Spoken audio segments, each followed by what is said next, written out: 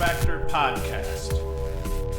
What is up, lacrosse fans? You're watching the 109th episode of the LaxFactor Lacrosse podcast. Today we are going to talk about the MLL, the week that has been so far for pro lacrosse and the Major League Lacrosse. They have their playoffs going on today and tomorrow. Their semis and finals are today and tomorrow. Then we have the PLL kicking off action, the Premier Lacrosse League kicking off action today as well and tomorrow. We have 3 PLL games this weekend and 3 MLL games this weekend. So 6 live lacrosse contests for us all to watch. Before I dive into all of that, be sure to like, subscribe, hit the notification bell. Just hit the like button indiscriminately. Let's get us to 50 likes for this video. Pro videos don't typically perform as well as the college, but let's see if we can get a pro video over 50 likes for the day. And as always, you can go to LaxFactor.com to support the channel beyond that, buying swag and t-shirts and hats and mugs and whatever else you desire. And as always, thanks for listening or watching. And then if you want to listen only, anchor.fm/LaxFactor. So let's get into it. The MLL playoff weekend. We had a great week of lacrosse. The MLL quality of lacrosse that Major League Lacrosse put out this past week was excellent. Now, I think that early on in the week, it was a little bit offensive heavy. I think that would be fair to say, but I think that come Thursday and Friday's action, we saw defenses clamp down. We saw a lot of guys getting beat on from the beginning. That's not to say the defenses haven't been playing hard, playing tough, and hacking the crap out of people. They have been doing a great job at that all along. What we started seeing, though, I think by the end of the week is some really good team defense. We saw teams get locked down a little bit more. The offensive outputs put down a little bit.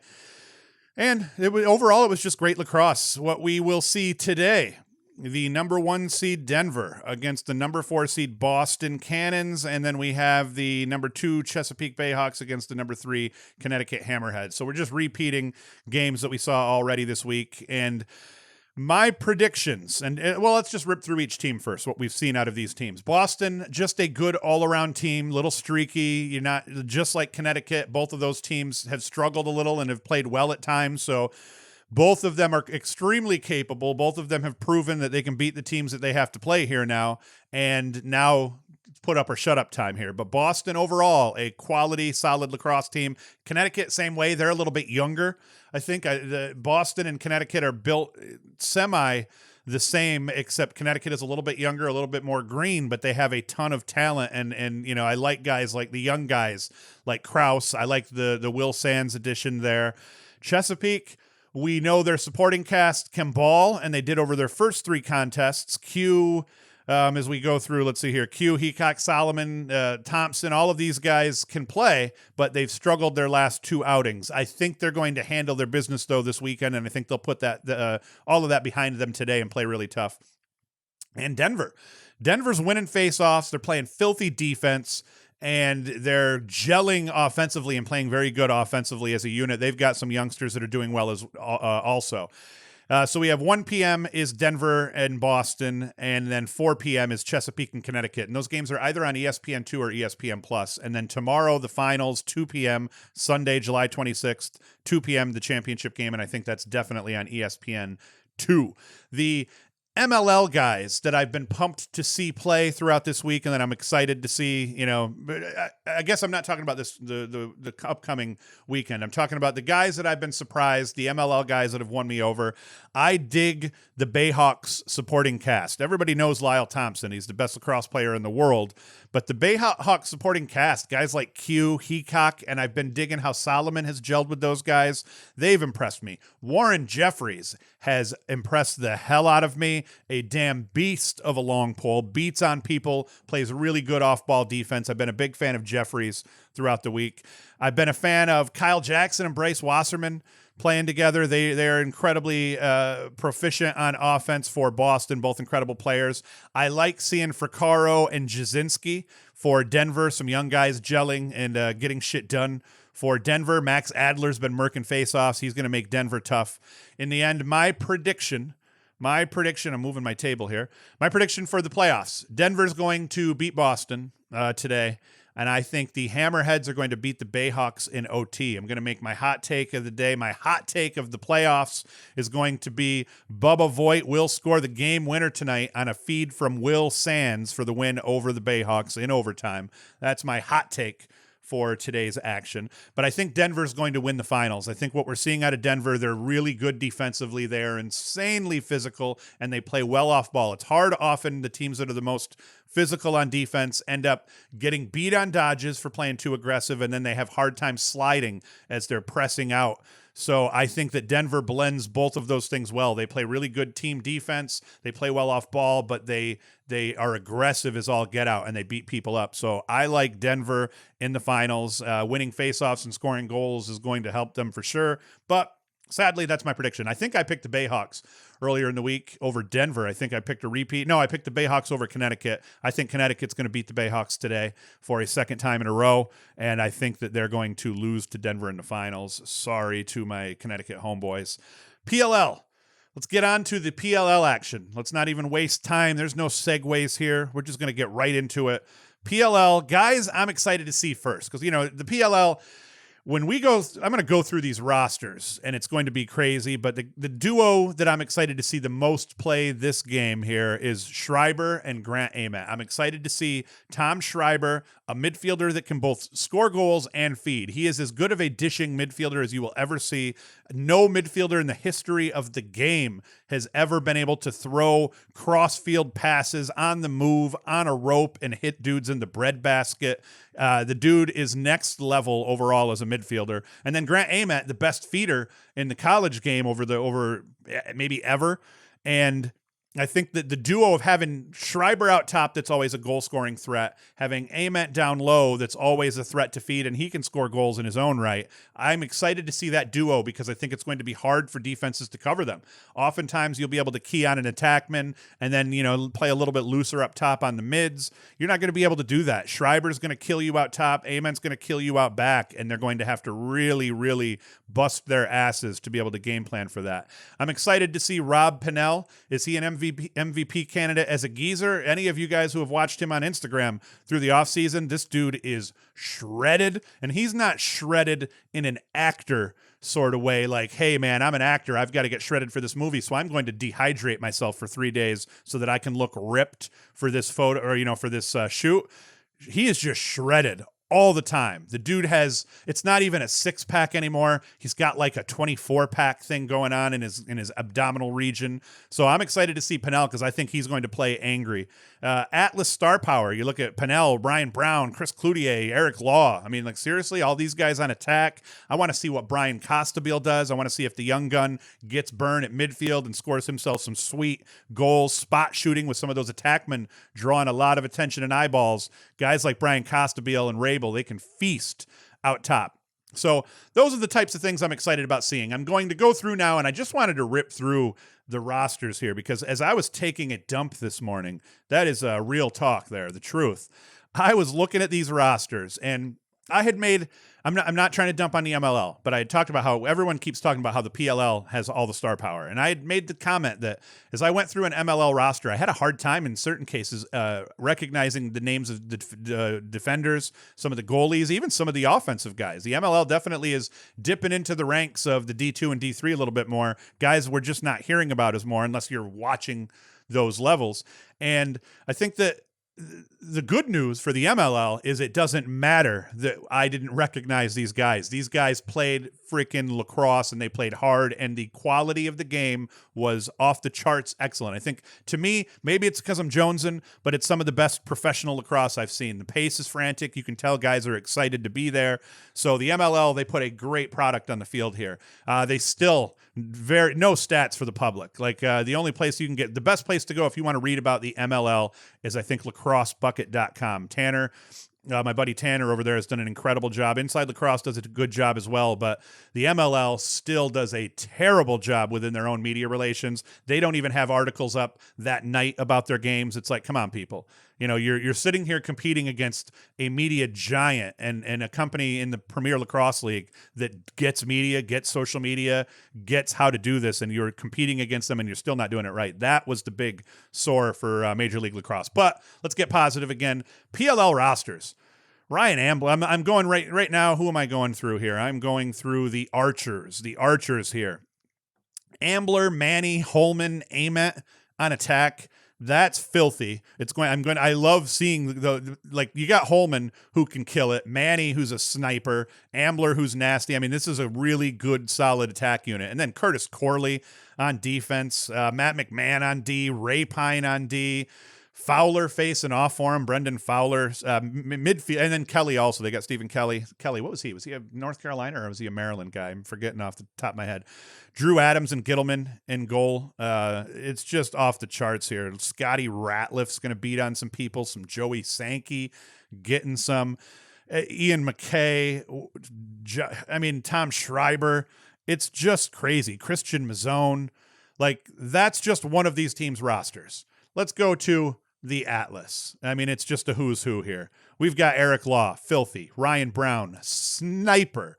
Cloutier, just a filthy, just an incredible attackman, creative, can do anything that he needs to with his stick. Andy's a little meatball. Rob Pennell, Cade Van T-Bombs, as they call him. Cade Van Raphorst can light it up with his long pole from outside.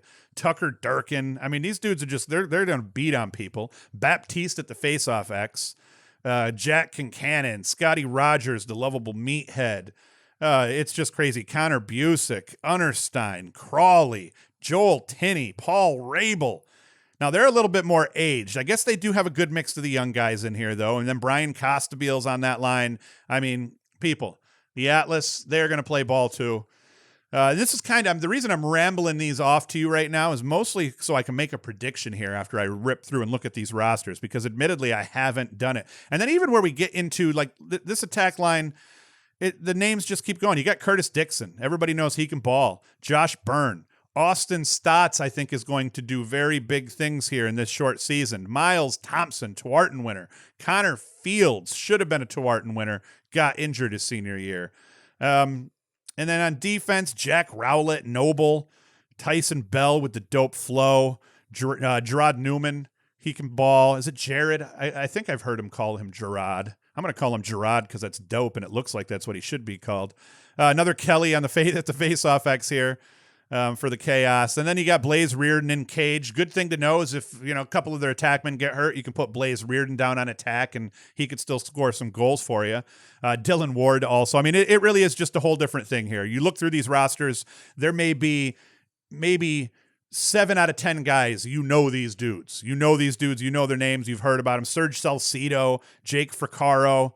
It's just it's crazy. So, I mean, the Chaos, they're ready to roll here. And a lot of people are talking about how Connor Fields is going to anchor this attack, and that these finishers that they've teamed with Fields, he's going to draw the eyeballs. They're going to, spot shoot and two-dodge. But they've got some dudes that can two-dodge, too. Give Stotts the ball. He can run around a little bit with it. Byrne and Dixon can both do damage. Chrome. This is the team I picked last year, and they made me sad by the end of the season. But we got Jordan Wolf, Brendan Kavanaugh, Justin Gutterding, Matt Gaudette, the Undertaker, Yale young kid. We got a young gun here. Jesse Bernhardt on defense is going to hammer people. Donnie Moss. I mean, guys, Pulver. And if you're a defender and your name is Jake Pulver, I mean, obviously you have a tattoo on your arm that says the Pulverizer. I mean, if you don't, you're lame, and you need to get that done. Jake Pulver, please. Jesse King, Michael Manley, any defender whose name is Manley, that's awesome too. I wonder if Michael Manley is a PY homie, because if he is, I know some Manleys from PY.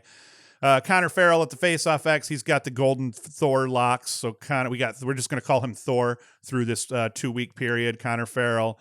Queener, our boy Brett Queener here of PY fame. Johnny Galloway of Cuse fame, Jacksonville head coach. These guys are not going to win this, I do not think. They're going to hate that I'm saying that, but I do not think the Chaos is going to win this, even though Thor is going to win a lot of face-offs for him. I'm looking at the roster, and that's the first one where I'm still thoroughly impressed. I mean, come on. Gutterding on attack. You got and a mix of Gutterding with a Kavanaugh and Gaudette. You can't beat that. Jordan Wolf also, just a little beast, a little cricket. So I don't know. Let's get to the Redwoods, though. And the Redwoods, did the Redwoods lose at Hennenberg? I meant to look this up before I did this, but there were a couple of the guys that ended up getting lost to Corona, or did Hennenberg have maybe the heart problem? I can't remember, but somebody lost a couple of big cats, and that's going to suck for them. Now, the Redwoods are going to be fun, though, because no matter who they lost, they still got Garnsey. They got Clark Peterson from Cornell. Matt Kavanaugh, so we got the Notre Dame connection. Jules Hennenberg, if he is playing, I can't remember for some reason here. I'm going to have to end up looking this up. I'm going to ask Google in my pocket.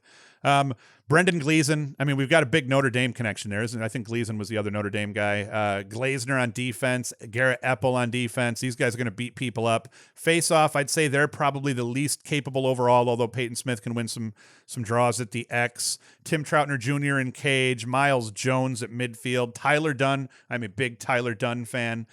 Brent Adams, Kyle Harrison, Joe Walters, who can snipe like crazy. Nick Osella. Yeah, it's Serge Perkovic, big monster from out top, big bomb of a shot. So Redwoods are going to be good. But once again, they're still not one of my top 2 rosters here as I'm looking through these. We're going through the Water Dogs. Now, least powerful attack, I would say. Westberg, McCardle, Drenner, Cuccinella, and Reeves. And I mean, listen, you got a Tewaarton winner in Reeves. McCardle and Berg have been doing it. Drenner's filthy. I mean, all those guys are filthy. But I'd still say less star power on attack than some of these other teams, and possibly maybe not as great of a mix overall between Dodgers, snipers, and all of that. But let's look at the D. Sabia, Brody Merrill. We got some vets there. Whoops, I just went into somebody's sitting here touching the screen all willy-nilly. Yeah, their roster, Ben McIntosh out top at mid, though. We got another ginger playing midfield, and I tell you what, he looks mean with that beard and the flow. Drew Snyder, Connor Kelly, Zach Courier. I mean, boom. That's crazy, too. But nope, Water Dogs, you're not going to win it. You're not winning at all. I've said it first. And now we're getting into the whip stakes. Last roster, Brad Smith. Down on attack, he can snipe. He can move around a little bit too. Matt Rambo, he's Matt Rambo. He's nasty. Zed Williams, that's a great person to throw in there. A huge vet. That was a great pickup. Nardella at Face-Off X. He's just got a dope name. Jacob Stover in cage, baby. Oh, man, Stover looks a lot different than I can only picture Stover with his helmet on. This is I think one of the first times I've really seen Stover in a head with his headshot like that. So Stover's looking kind of dope. Looks mean as a goalie. Jake Bernhardt. All right, I'm ready. I've gone through these rosters. I think I know who is going to win this, and I think I know who is going to end up. My 3 teams that I think my 2 teams. I'm just going with 2 teams. I think that the 2 teams that we're going to end up seeing in the finals, because I think their rosters are filthy. I think it's going to be Atlas Archers, people. Atlas, Archers, and then I think the Redwoods will be the other ones in the mix, depending on who dropped because of COVID and all that crap. So I'm picking Archers and the Atlas, but I think that in the end, I think you're going to see... Ooh, hold on.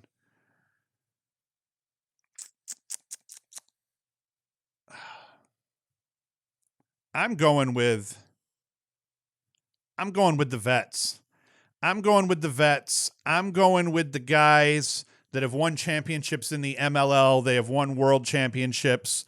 I think that these vets for the Atlas are going to be enough here. I think that you put Rob Pennell on attack with the guys that you're putting him on attack with. They're going to tear it up. I like the mix of the vets with the younger midfielders that they've got rolling here. I love the addition of Brian Costabile. Joel Tinney can ball like crazy, but so can all these other guys. So I think that to me, it looks like the deepest, and they weren't bad last year. The Atlas last year just had a hard time putting it all together offensively.